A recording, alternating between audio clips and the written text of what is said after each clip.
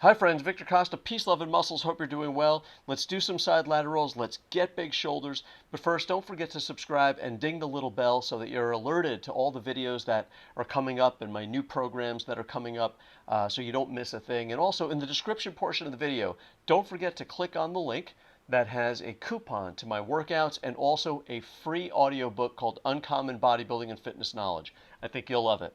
So now, on to side laterals and how to get big shoulders. Peace, love, and muscles. Now we're going to do side laterals. Side laterals are terrific for shoulders. The only problem is a lot of folks actually pick it up in their traps. And the reason that they do that is because they're actually too rigid, right? They're staying so stressed out that when they pull up, they're lifting up their traps first. The trick is to keep the traps relaxed. So I actually keep my traps down and I raise my shoulders. And you might want to practice this even without any weights in your hand. If you're able to lift your arm up, right, without your traps coming up, in other words, don't do this. If you could just raise your shoulders, you start off with a light weight, little by little by little. And if you can actually hold a weight out there for a couple of seconds without raising your traps, that's the weight that you want to start working out doing side laterals with. Now another trick is to do this one arm at a time. If I do both arms at the same time, there's a greater chance of me bringing my traps into the exercise. My body feels this overall exertion and this need to pull these weights up the easiest way they can. But I mentioned before, bodybuilding is all about putting yourself at a disadvantage. So you have to sort of outsmart your body in a way and keep yourself sort of in a position that keeps you actually at the weakest point, not necessarily the strongest, because in the strongest, obviously I could throw these weights up like that. But I want to keep calm and relaxed, and I want to keep my traps down. So when I raise my arm and I feel a contraction in my arm, if I raise my shoulder or if I raise my traps, I'm not going to feel that contraction. The key is to drop it. And now I feel the contraction, right? So here's another trick. If I keep these weights close to my body, they feel very light because they're close to my center of gravity, right? This feels very light.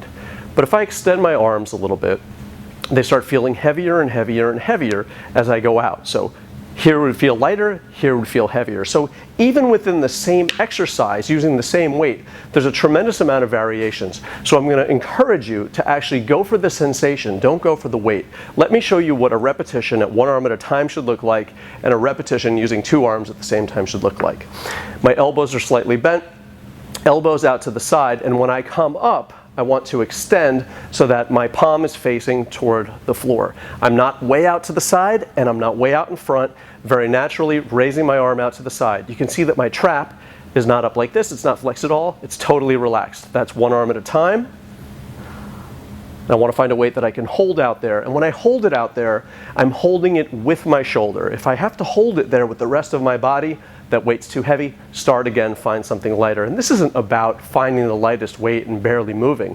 This is about making a connection to the shoulder and slowly progressing to use heavier and heavier weights with the same degree of facility. Here's how it looks with two arms at the same time. Traps relaxed,